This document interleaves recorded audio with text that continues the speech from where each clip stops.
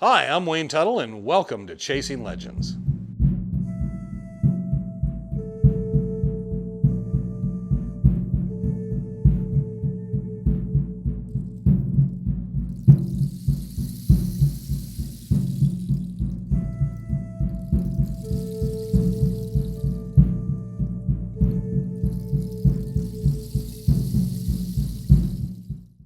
Welcome back. I'm Wayne Tuttle, and this is Chasing Legends. This week we're going to talk about something coming up this fall to the Arizona International Film Festival in Tucson.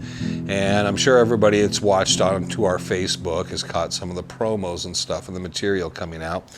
It's a film coming out, a documentary film from SenArt Films called Lust for Gold, A Race Against Time. A really nice project. I think we started filming on this a couple of years back, and they came into town. They were looking to kind of do something not reality show driven, but they wanted to talk about treasure hunters, kind of more the realistic side of how things happen, how things work, how people really interact. So no real writers, no scripting, no what we call in television is called non-scripted. Non-scripted means there's still writers and ideas being floated of things they want to do. So they wanted to kind of catch everybody kind of in the moment and kind of their actual thoughts. Sounded like a great project. Usually when you start working on a project, everything comes out very different. Very happy to say it actually came out exactly what they said and they were intending to do. The film follows Bob Kesselring, his son Jason, and a gentleman named Bill Blackwell, and some other individuals on their follow-up to Bob Kesselring's two books that he wrote about his solution to the Peralta stone maps and a bunch of treasure sites he'd found. I think they were mines, and then there were buried gold bars, and there was technology involved and a lot of stuff. So it's kind of a bit of a modern group using modern day tools, and then they go out and have to, of course, do old school in the wilderness area, searching out and kind of hitting these sites and trying to discover what's there. And I think it also discusses, it kind of goes into a bit of Bob Kesselring's frustration with his trying to get someone kind of active to prove out his theories, his points of where these treasures are, and what his findings were. So it's very good. It also features a commentary on myself, Marshall Trimble, who is, anyone knows, it's definitely in Arizona. He's this guy, I think, called the Arizona State Historian. Bob Schuess, Ron Feldman. So we all do commentation during the film and so forth. It's very well put together. I got to see one of the rough early versions that was non-colorized. The edit was much different. They were starting to test it, start to look at it. I was very privileged, and Trevor was able to sit there with me. We were able to kind of go through it, review it. I thought it was a really great, well done film. The one thing I really looked for with it was I wanted to make sure that my feedback to them was fair and honest, but I was looking for something that, if you're not into treasure hunting or you're not a Dutch hunter, would you kind of get it? Would you be entertained? Would you laugh? Would you kind of like understand the flow of the film and what's going on in there? It worked out really well. I thought it was a nice film. And it's a documentary, but I think it has its own storyline of what's happening with those guys and everything. It's very honest. I think everyone portrayed in it comes off exactly how they are, since I know a lot of the particular individuals in there. I've met them and kind of like interacted with some of them. So I liked all those parts about it. Bob Brown and Robert May did a great job putting that thing together, kind of navigating through all the people involved. A lot of cameos you might catch in it of various other people associated with Dutch hunting that you've seen in other projects. So the second time they brought it up, they'd kind of edited and changed things a bit. They were concerned about certain things, and I understood afterwards. At first, I really liked the first one. I liked the way it works, and I'm not giving anything up about any of the plot or anything involved or what happens. But I really liked it because I thought it had kind of a hole at the ending, the way everything kind of went. I really liked the way it kind of had a different flow, but it did do a bit of a hook. And it was a natural hook. It was things that naturally happened at the time. But their change, I understand now. So with the changes, I think it still works. It's a not a really different film. It just has a little different look and feel to it. I got to see the final colorizing what I think is actually the film that's being released. It will be at the Arizona International Film Festival in Tucson, and it will be going elsewhere. It will be shown.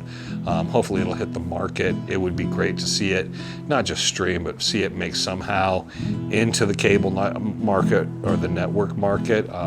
Because I think it would go off well. I think for a lot of people, and my best comparison I was able to make with someone the other day is, as a musician watching Spinal Tap. And while Spinal Tap was a contrived movie meant to be funny, it kind of made you cringe and laugh at times because you realized how much on point it was. This isn't Spinal Tap. It is not a contrived film. It's very relaxing. And you can tell it's natural because you can see the things that are happening. But you also reflect upon it and realize this is a lot of like how this stuff goes and how people act and interact and how these things always kind of flow and do everything. So really nice film. I enjoyed working on it. I got to work several times. In fact, about 2-3 feet in front of me here, to my right slightly, is where I filmed my spots at home for my interview pieces and portions. And I got to watch several other times they filmed. And they did a great job. I mean, when you look at it pieced together, I feel it holds the same weight as when you were looking at a 30-40 man crew filming with television. These guys, as a much smaller unit, literally got the same type of quality production out of the whole thing. So I was very happy with that. And I was very happy the fact that it does document a certain piece and place and time. There was a few people I wish would have been involved that decided they did not want to. And the sad thing after the fact is that they're no longer with us. So you look at things 3 years later and you're saying, it would have been nice to have us all as like one final time you watch through the film and you see bits and pieces of everyone involved. But they chose not. They didn't want to be on camera, and I can understand that as well because there's several things and projects I've worked on where I love being the production consultant. I like behind the scenes and introducing, giving people's phone numbers and doing things, and I would much prefer to be off the camera and not do anything. Being on camera is fine if you kind of see your place in the project.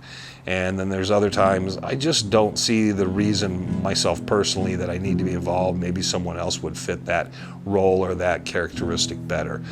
Sometimes what we'll get, and I'm sure we will in the future, is people who are not Dutch hunters, who are kind of so-called treasure hunters that get involved in projects and so forth, and people don't realize there's kind of a spin going there.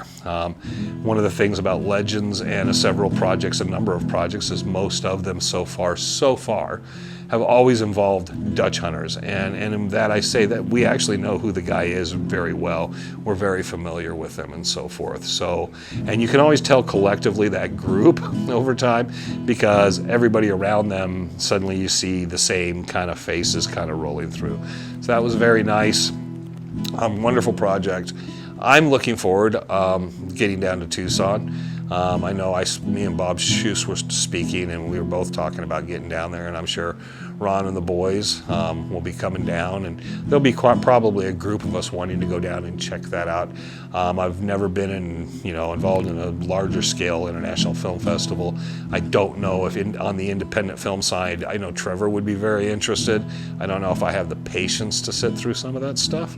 But I really want to go down because it is kind of a big deal, and it is kind of something I'm not quite sure if there's ever been that type of film marketed. I know there's been fictional films independently marketed concerning the Superstition Mountains, Lost Dutchman Mine, and so forth. I think there was the film called The Dutchman that came out.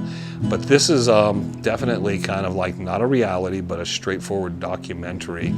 And I think people are going to really like it. They're going to like the take of it. Watch the clips. Go to Facebook. Type in Lust for Gold. You'll find their site. There's clips of myself, Bob Kesselring, Bob Schuss, and a bunch of different other people. And they will be doing clips and adding things every week until the film festival. YouTube, you can look them up, Lust for Gold. And again, they'll have those same clips. You can check them out there. I know they have a site, something on Instagram, I believe, and definitely they have something on Twitter. So go to the various social media places. Show them their support. Hit the likes. Give them the comments. There's not being a lot revealed concerning it. There is one piece of Bob Kesselring kind of talking about the project a bit. But again, they're trying to save it up. The thing I like about this is, and definitely here, is talking, preceding it, and so forth, is in television, they don't want us doing anything like this until literally we're about to be released. They're like, get the first 2 episodes in, and then they don't want us posting any photographs, anything involved on the project till after the project's done. So in our case, 6 episodes, okay, now you guys can put out photographs when you're filming and talk about stuff and all that. It seems like not the way to market something for television, because they think we're gonna accidentally let something out and hurt the ratings. I think it's the opposite. I think people, when they think they're gonna see something, really start to stumble over themselves to go see it. I think that's why you see a lot more people go see films than you have people actually watch television. Believe it or not, the audience is, I mean, Oak Island, 3 million people.